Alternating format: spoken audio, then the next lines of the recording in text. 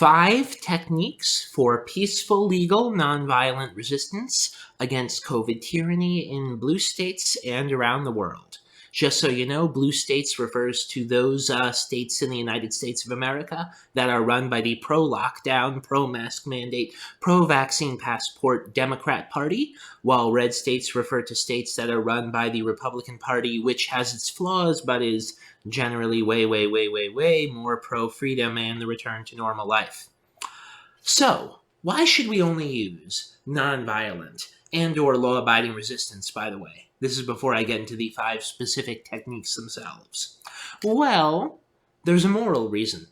The Lord commands us to love our neighbors as ourselves and to love our enemies and pray for those who persecute us. Our enemies, they're people just like us. They are just as flawed and sinful as we are. Furthermore, there's also a practical reason we should be nonviolent and law-abiding. In an age dominated by up-to-the-second media attention on everything, the battle is one almost entirely of perception in a childish good versus evil lens. So whoever engages in violence or lawlessness, they actually hurt their cause and score points for the other team by doing so. Basically, the first one to be violent or lawless loses. So we can't do it for that reason, not at all. And furthermore, even if we were in some kind of futuristic sci-fi movie where we were run by Nazis, Americans these days, they just don't have the patience to engage in proper clandestine activity that would require you to turn off your smartphone and write encoded notes and secret messages. Does anyone seriously think they could actually run a guerrilla resistance and not use technology? Because if you use technology, you're probably going to get caught by the FBI. Anyway, it's not going to work. It's not practical, it's not moral, and even if it were somehow justified because we were in some alternate reality Nazi universe, you guys couldn't even do it if you wanted to. Sorry. We have to go the nonviolent and law-abiding route. That's the only way. If anyone from the FBI is listening, they can stop listening now, unless they find this interesting and want to join our cause. If anyone from the FBI does want to join our cause, please help promote this. 5 nonviolent techniques. Let's get started. First is the normal political process, including trying to convince people to your side. That's article writing, op-eds, discussions, obviously voting.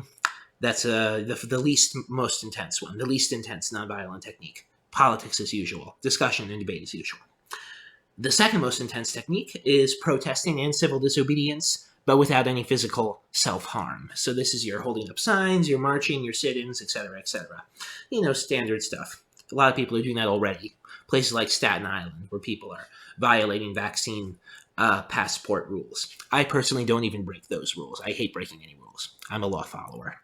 Anyway, the third most intense technique is protesting and civil disobedience with non-lethal physical self-harm, most notably a hunger strike. A bunch of environmentalist protesters did this recently to try to get Joe Manchin to vote for Build Back Better to stop global warming.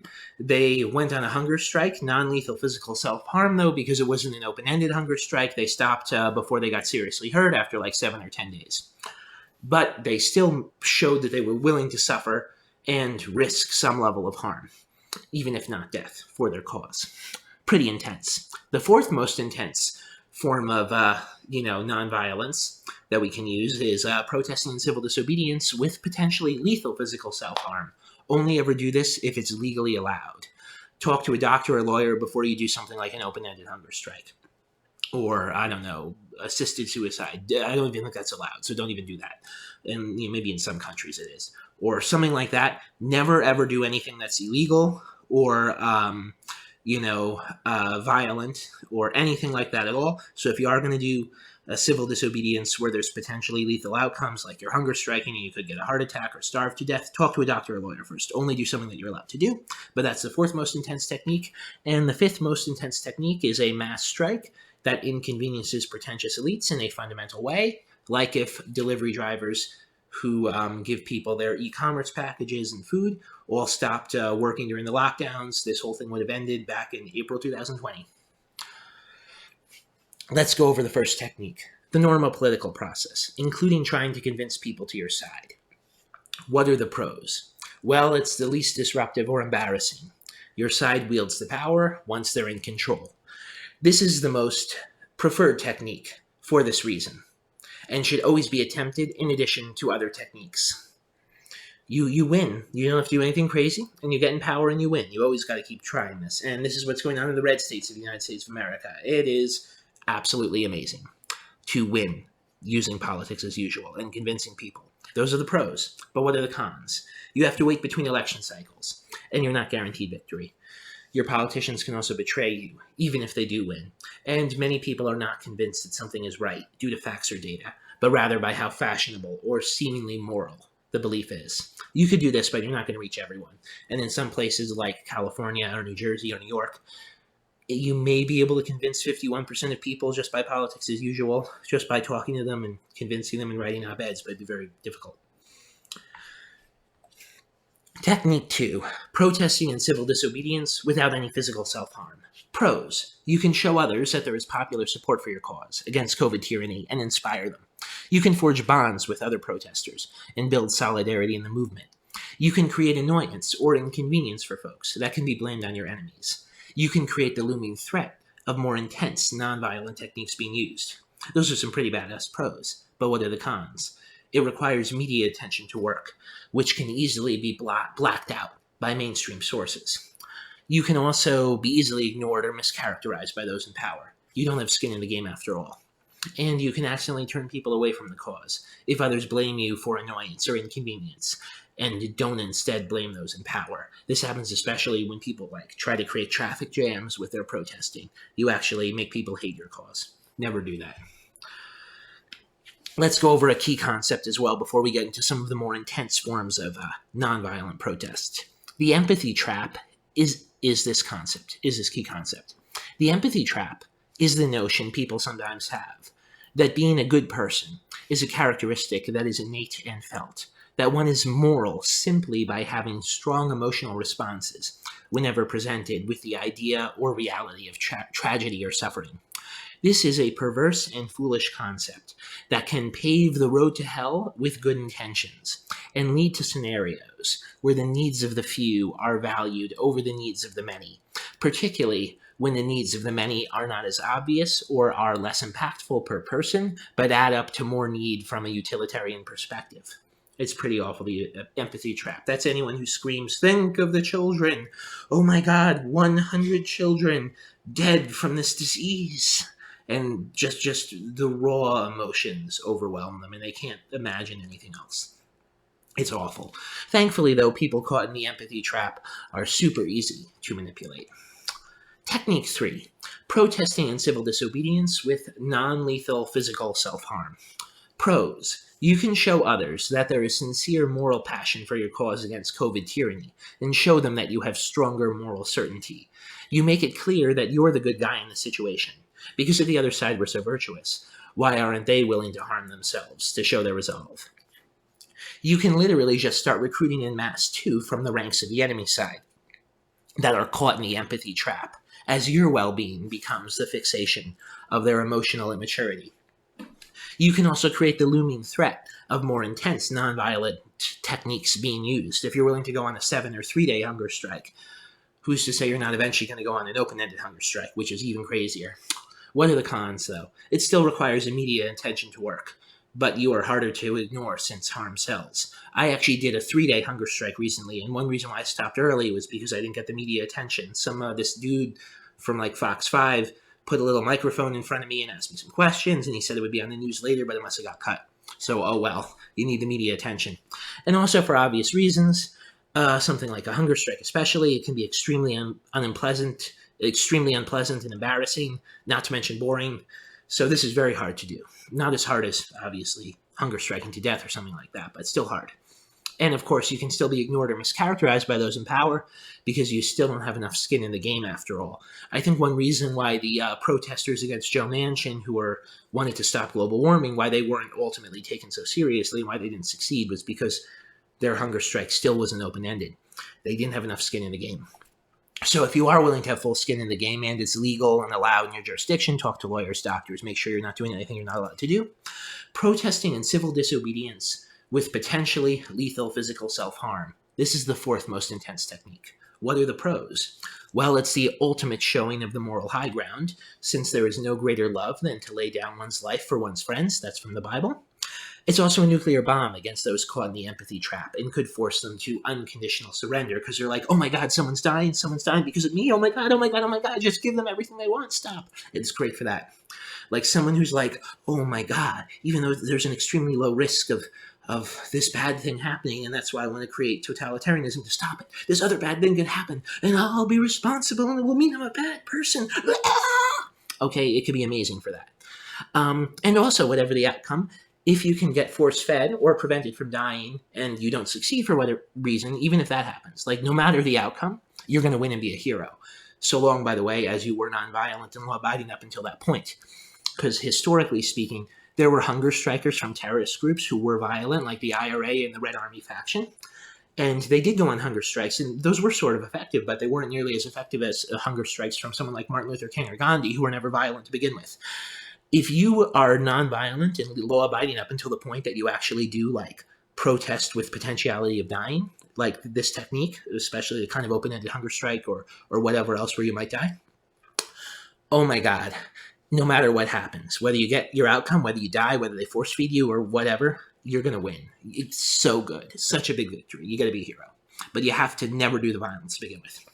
And another thing, just talking about protesting and civil disobedience with potentially lethal physical self-harm, you can create the looming threat of even more intense nonviolence techniques being used. We're going to get to the last one, as well as the looming threat of violence in case you die, even though we're, of course, morally and practically opposed to violence. Just as a matter of history, a lot of extremely violent historical outcomes were sparked by nonviolence. Most notably, the Arab Spring was sparked by a self-immolator, a man nonviolently, peacefully, but obviously not legally, set himself on fire. That's arson, but it's also not harming anyone else except himself. And he burnt himself alive, he died, and that ended up inspiring the Arab Spring, which led to all sorts of atrocities. So no one wants that to happen, that's horrible, but yeah, if people ignore someone who goes on a level of protesting and civil disobedience where they're actually willing to die, if that gets ignored or allowed to go its full way, it can actually lead to violence, which is horrible. Like, historically speaking, a lot of nonviolent protesting and self-sacrifice has sparked violence or sparked greater nonviolence. But yeah, so that threat means you're very likely to get what you want if you're willing to go all this way, or you're very likely to move the needle in the right direction. Cons. Technically, you still need media attention for this to work, but it's a lot harder to ignore since death sells. In all honesty, if you Google it, there's actually been a lot of people who've burnt themselves alive in America for political reasons, but it just doesn't end up on the news. So you still need media attention.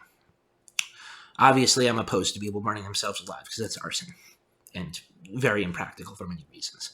But, you know, something like an open-ended hunger strike, if it's allowed, is a pretty badass form of civil disobedience that could potentially lead to death. And also, for obvious reasons, this is unpleasant and dangerous to the utmost, and only for those of extreme religious and political conviction. I'm obviously not at the point yet where I'm able to do this. One day, maybe, but not now. Awesome. What's the most powerful nonviolent technique that will surely work or lead to hell? Well, it's a mass strike that inconveniences pretentious elites in a fundamental way, like delivery drivers preventing food and e-commerce deliveries to remote workers on Zoom. Pros. The most horrible nightmares can be inflicted on minorities, or even pluralities, or even majorities within a society, so long as enough folks with enough power and influence are kept happy. A mass strike could finally make this protected class feel the fire at their feet. This is finally the way to impact those who are tormenting you and who don't feel the torture that they're inflicting on others because they're protected. Like the Zoom class, which I'm technically part of, but I hate it. So, if this does not work, by the way, if a general strike were just you shut down your society, but I'm not talking about lockdowns, because the lockdowns weren't really a shutdown of society because all these remote workers could still get Amazon deliveries and food deliveries. A real shutdown of society would prevent those hoity-toity people, which I'm technically a hoity-toity person, but I'm guilty about it, and I like working in an office. But anyway, if you make those if you actually shut down society for real, not like stupid lockdown shutdown that only impacted the vulnerable and the workers and the people who like working in an office. But if you actually shut down society where you say no deliveries, no Amazon, no food, you actually get to feel the suffering. You got it. You got it, baby. That's a great way to resist. And if this doesn't work, there's really no other option except violence or civil war, which we're, of course, 100% opposed to for moral and practical reasons. But if this happens, like if there's like a general strike where you literally actually shut down the society, like hardcore, in a way where Mr. Rich person can't get their pizza delivered and can't get their Amazon clothing, well, that should actually scare those in power. Because I don't know what do you think's going to happen next? A big kumbaya party? Also, if everyone can do this together, everyone's at significantly less physical risk and less professional risk because you're all in it together and you don't have to hurt yourself or anything like that. This would it would be a lot easier for everyone individually involved in this to make this work. What's the con, though? Everyone's got to be on the same page.